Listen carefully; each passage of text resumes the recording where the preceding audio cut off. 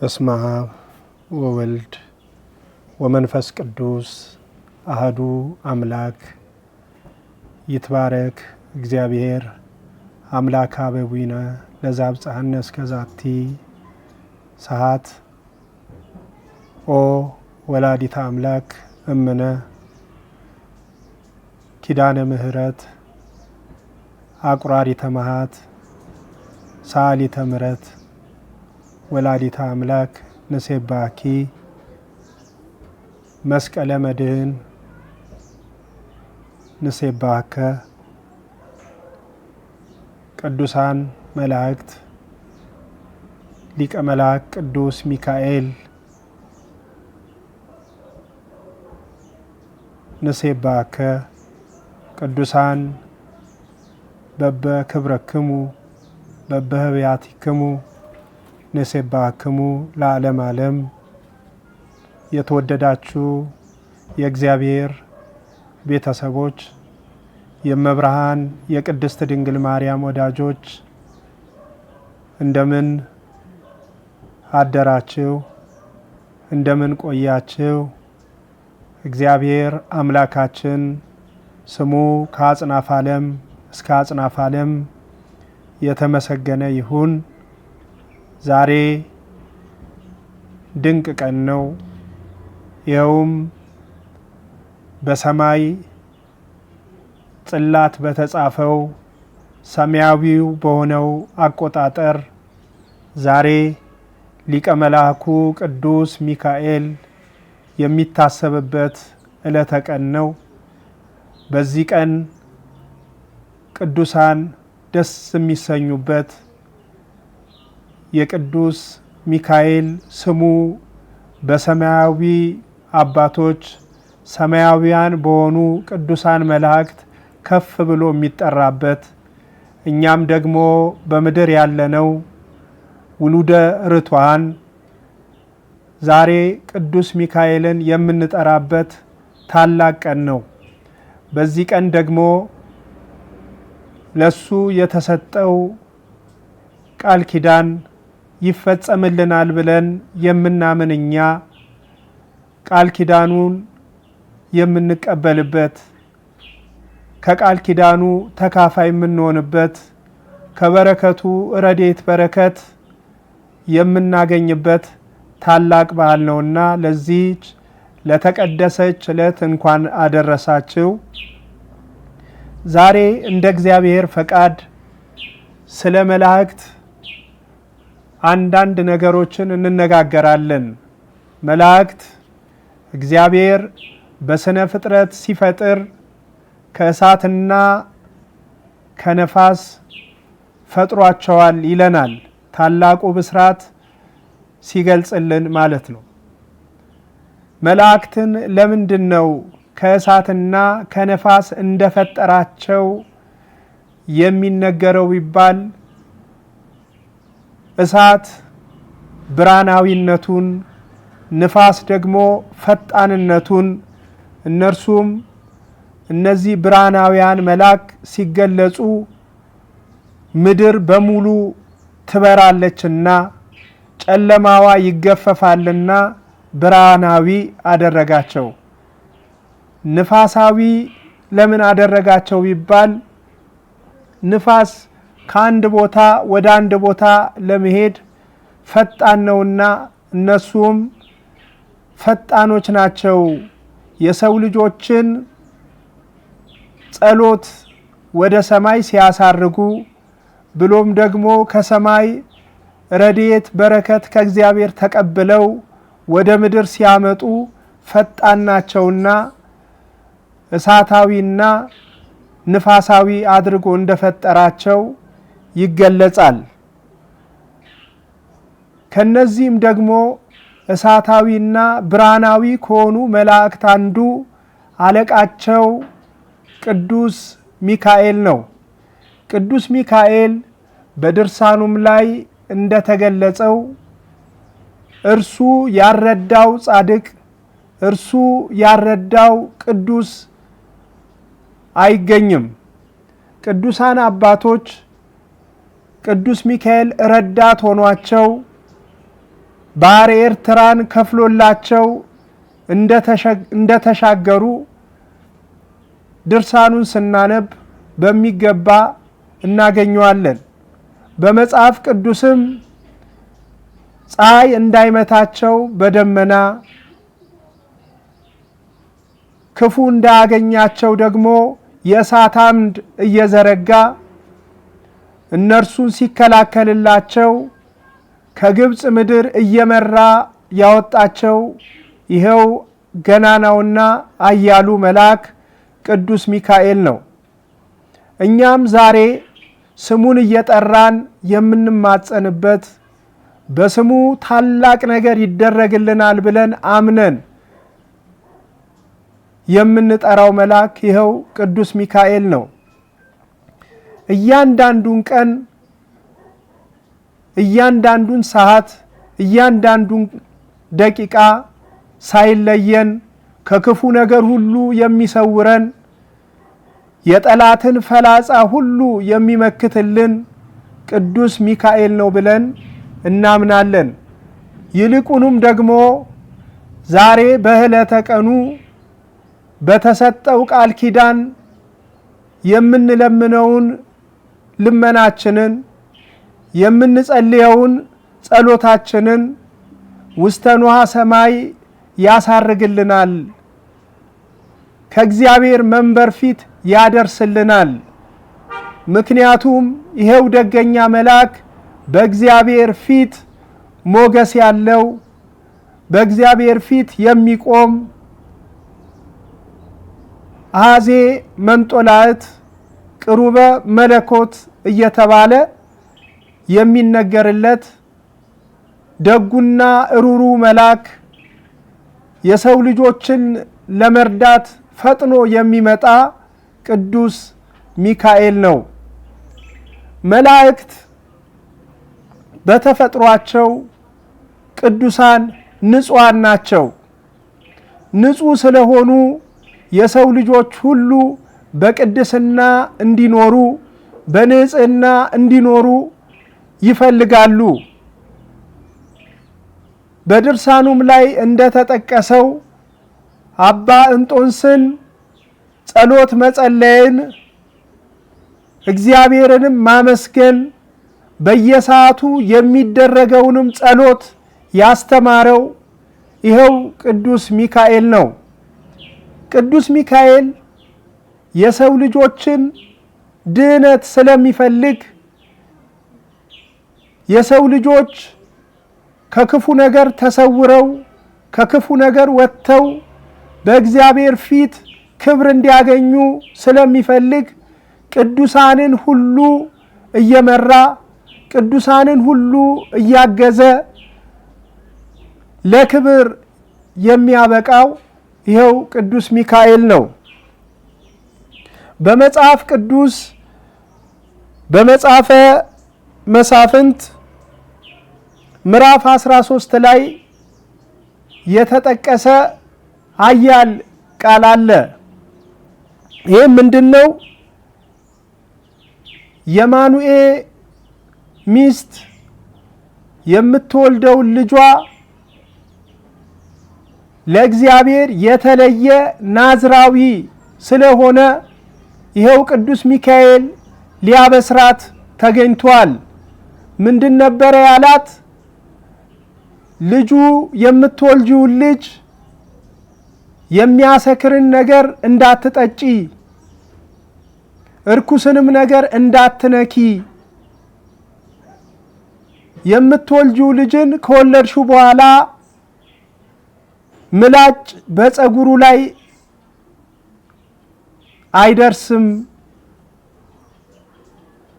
ለእግዚአብሔር የተለየ ናዝራዊ ነውና በማለት በነገራት ጊዜ እጅግ ከመደንገጧ የተነሳ እየሮጠች ሄዳ ለባሏ አንድ ሰው ተገለጠልኝ፣ ትጸንሻለሽ ትወልጃለሽ ነው የሚለኝ በማለት ለባሏ ለደገኛው ሰው ለማኑኤ ትነግረዋለች።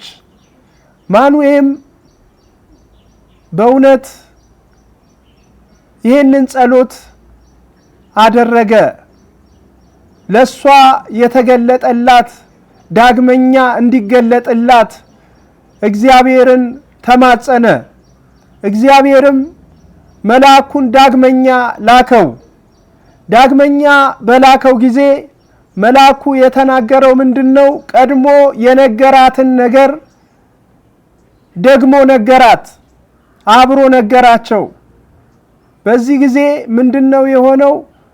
ቀን በደረሰ ጊዜ የተናገርከን ነገር ብስራቱ በተፈጸመ ጊዜ እናከብር ዘንድ ንገረን።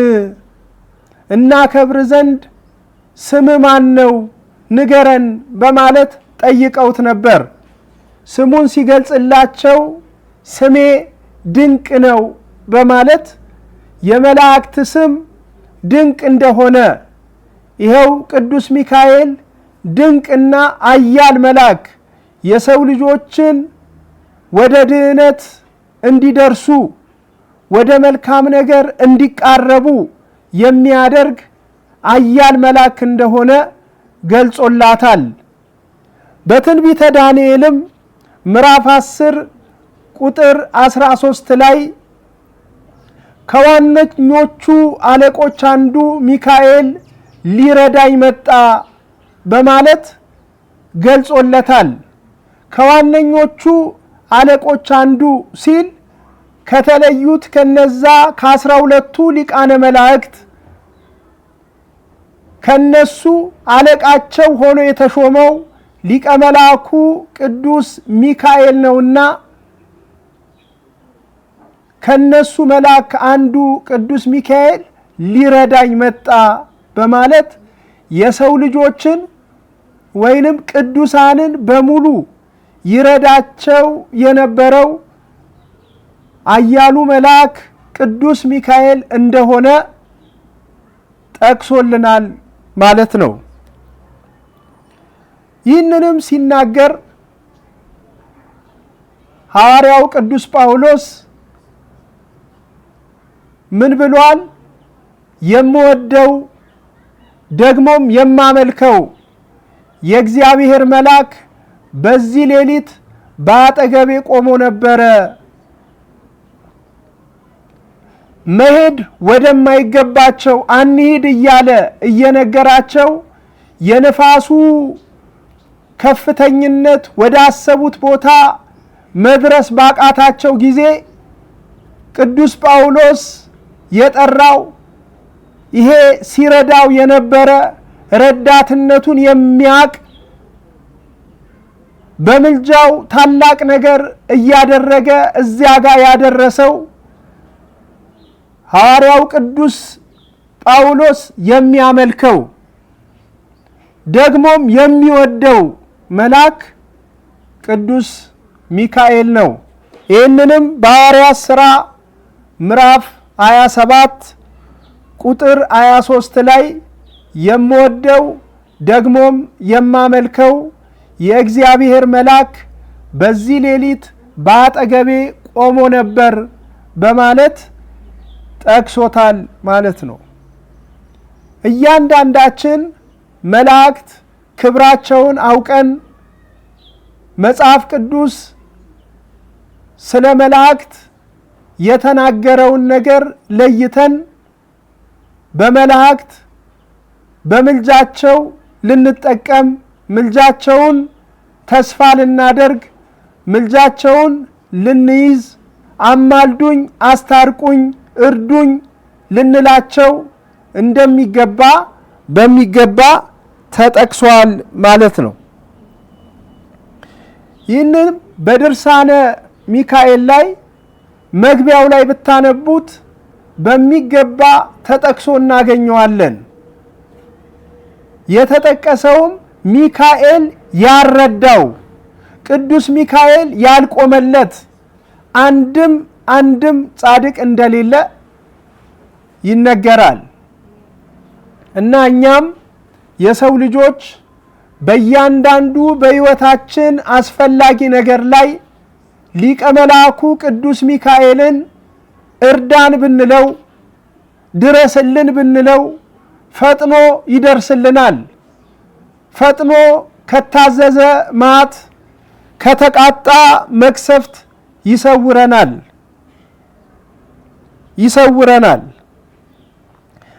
በዕብራውያን ላይ ሐዋርያው ቅዱስ ጳውሎስ ሲናገር ሁሉ መዳንን ይወርሱ ዘንድ የሚላኩ መላእክት አይደሉምን ይላል። እያንዳንዳችን እንኳን መዳንን እንወርስ ዘንድ የመላእክት ተራዳይነት ዋናውን ቦታ ዋናውን ስፍራ ይዞ እናገኘዋለን። መላእክት ስለ እነርሱ ለመነጋገር በጣም ረጅም ሰዓት ሰፊ ጊዜ ይፈልጋል። በአንድ አጥ መመለስ አሴት የሚያደርጉት መላእክት ናቸው። አንድ አጥ ንስሐ ሲገባ ወደ እግዚአብሔር ሲመለስ ቅዱሳን መላእክት አሴት ያደርጋሉ። ምክንያቱም የሰው ልጆች በድህነት መስመር እንዲጓዙ የድህነት ባለቤት እንዲሆኑ ርስት መንግሥተ ሰማያትን እንዲወርሱ ታላቅ ነገርን ያደርጋሉና ማለት ነው። እግዚአብሔር አምላካችን ተቆጥቶ እንኳን የቀጣቸውን እስራኤላውያንን እስከ መቼ ነው የማትምራቸው? ይቅር የማትላቸው? ልብን ፊትን በይቅርታ የምትመልስላቸው መቼ ነው እያሉ የሰው ልጆች በተሰቃዩት ስቃይ እግዚአብሔርን በምልጃ ቆመው የሚለምኑ ቅዱሳን መላእክት ናቸው። እኛ የሰው ልጆችም በምድር ላይ ስንኖር ያለ መላእክት ረዳትነት ያለ እነርሱ ምልጃ መቆም አይቻለንም። እያንዳንዳችን የሚጠብቁንን መላእክት እርዱን ልንላቸው ጠዋት ስንወጣ በጠብቆታቸው እንዲጠብቁን በምልጃቸው እንዲራዱን መለመን ይገባናል። ማታ ደግሞ ወደ ቤታችን ስንገባ የጠበቁንን መላእክት ያስጠበቀንን እግዚአብሔር ማመስገን ይገባናል። ቅዱሳን እነዚህን ሁሉ እያደረጉ በስርዓትና ፍጹም በተዋበ ትህትና ይችን ምድር ኖረውባታል። ዛሬ በርትዕት ተዋህዶ እምነት መሰረት ዛሬ በሰማይም በሚታሰበው ቀን መሰረት ቀኑ የቅዱስ ሚካኤል ነው። ቅዱስ ሚካኤል እርዳን በዕለተ ቀን አድነን ብንለው ፈጥኖ ይደርስልናል፣ ፈጥኖም ደግሞ ያነሳናል። ስለዚህ በዚህ መሰረት ነገሮቻችንን እናስኬዳለን ማለት ነው። መላእክትን ልናከብራቸው የጸጋ ስግደት ደግሞ ልንሰግድላቸው ታዘናል። ቅዱሳን ከነርሱ ጋር የኖሩበትን ሕይወት ከነርሱ ጋር የተጓዙበትን መጓዝ እየተመለከትን በእነርሱ ሕይወት እኛም ልንጓዝ ይገባናል። መላእክትን ቅዱሳን እንዴት ነበር ያከብሩ የነበሩት? ማኑኤም ይህንን ነበር ያደረገው።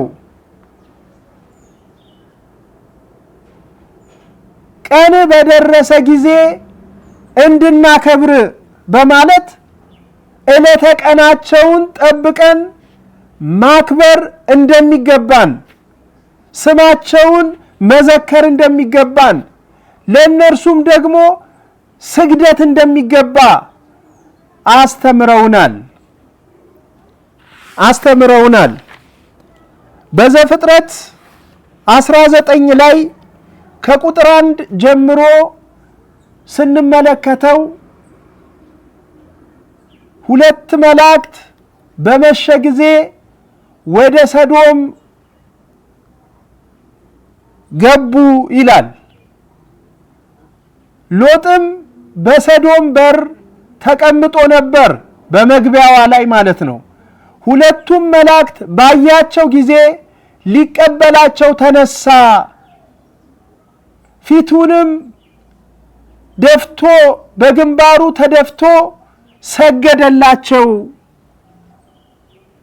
በማለት ለመላእክት ስግደት እንደሚገባቸው ይገልጽልናል። መላእክት ስግደት የሚገባቸው ናቸው፣ ንጹሃን ቅዱሳን ናቸውና ማለት ነው። ስግደት እንደሚገባቸው ኢያሱም ወልደ ነዌም በመጽሐፈ ኢያሱ ምዕራፍ 5 ቁጥር 13 ላይ በሚገባ ተገልጾ እናገኘዋለን። እኔ የእግዚአብሔር አለቃ ሆኜ አሁን መጥቻለሁ ይለዋል መልአኩ። በመጀመሪያ የመሰለው በሰው አምሳል ስለተገለጸለት ሰው ነበር የመሰለው። በዚህ ጊዜ ምን አለው? አንተ ከጠላቶቻችን ወገነ ወይስ ደግሞ ከኛ ወገነ በማለት ጠይቆት ነበር። እኔ ከሁለታችሁም ወገን አይደለሁም ካለው በኋላ እኔ ከእግዚአብሔር አለቃ ሆኜ ተሾሜ መጥቻለሁ በማለት የመላእክት አለቃ መሆኑን ገለጸለት። በዚህ ጊዜ ኢያሱ በግንባሩ ተደፍቶ ሰገደለት ነው የሚለው። መላእክትን እኛ ዕለት ዕለት አሁን ቅዱስ ሚካኤል እርዳን ለማለት ስንፈልግ ሰግደን አመስግነን የሚገባውን ክብር ሰጥተን ልንለምን ወይም ደግሞ ልንጠይቃቸው ይገባናል። ሁሉ ነገር በምድር ያለችው ቤተክርስቲያን በሰማይ ካለው ስርዓት ጋር አንድ ስለሆነ እያንዳንዱ በአለቃና በተዋረድ እያንዳንዱ በስርዓት የተዋቀረ ነውና አሁንም በምድርም በሰማይም ያለው ስርዓት አንድ ሆኖ ይደረጋል ማለት ነው። ቅዱሳን መላእክት በሰማይ አለቃቸውን እንደሚያከብሩት በምድርም ደግሞ ሆነን ቅዱስ ሚካኤልን ምን እንላለን? እናከብራለን።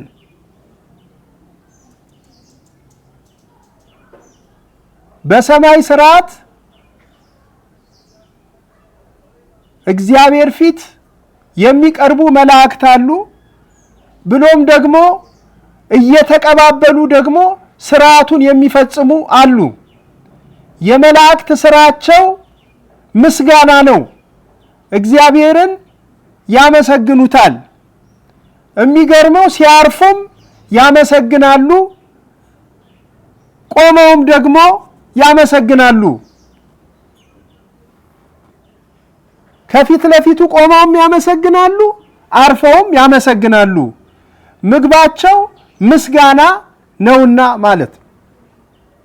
ስለዚህ መላእክትን እግዚአብሔር ፊት ስለሚቀርቡ አማልዱን፣ አስታርቁን፣ ይሄ ችግር ደርሶብናል ከችግር አውጡን ብንላቸው ፈጥነው ከችግራችን ያሳርፉናል፣ ከችግራችን ያነሱናል ማለት ነው።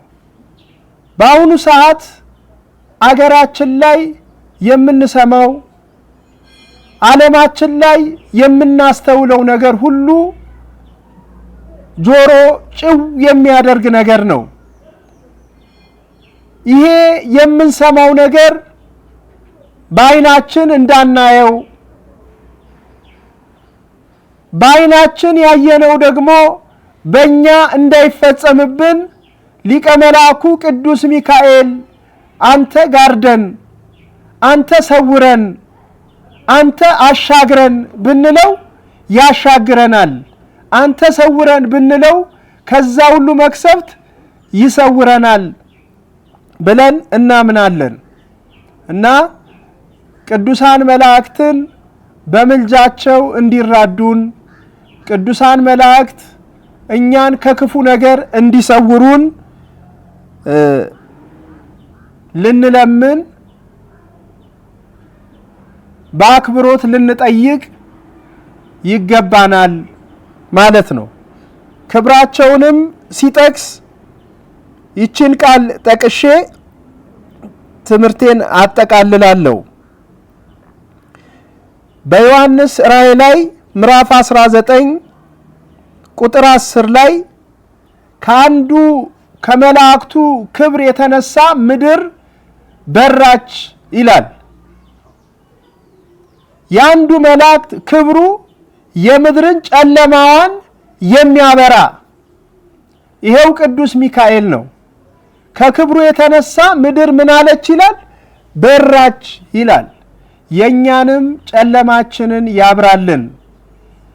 በሕይወት ዘመናችን ሁሉ ሊቀ መላእኩ ቅዱስ ሚካኤል እየቀደመ የሚያስፈልገንን የሚያምርብንን ነገር ሁሉ ያድርግልን። ርትዕት ተዋሕዶ ሃይማኖታችን የቅዱሳን መንገድ ናት። ይህንንም በትውፊት ያገኘነው ቅዱሳን ሲኖሩባት ቅዱሳን ሲመላለሱባት የኖሩባት መንገድ ናትና እነርሱም በፈተናና በታላቅ በሆነ ትዕግስት አልፈውታልና የቅዱሳንን ትዕግስታቸው የቅዱሳንን ታላቅ ተጋድሏቸውን ድል የማትነሳ ጥርጥር የሌለባትን ርትዕት ተዋሕዶ ሃይማኖታቸውን በእኛ ላይ ያሳድርብን። የእግዚአብሔር ቸርነት የመብርሃን የወላዲት አምላክ ምልጃ ጸሎቷ አይለየን፣ ይቆየን። ይማረነ ወይሳለነ በርትዕት ተዋሕዶ ሃይማኖት ያጽናሃነ። ለይኩን ለይኩን ለይኩን።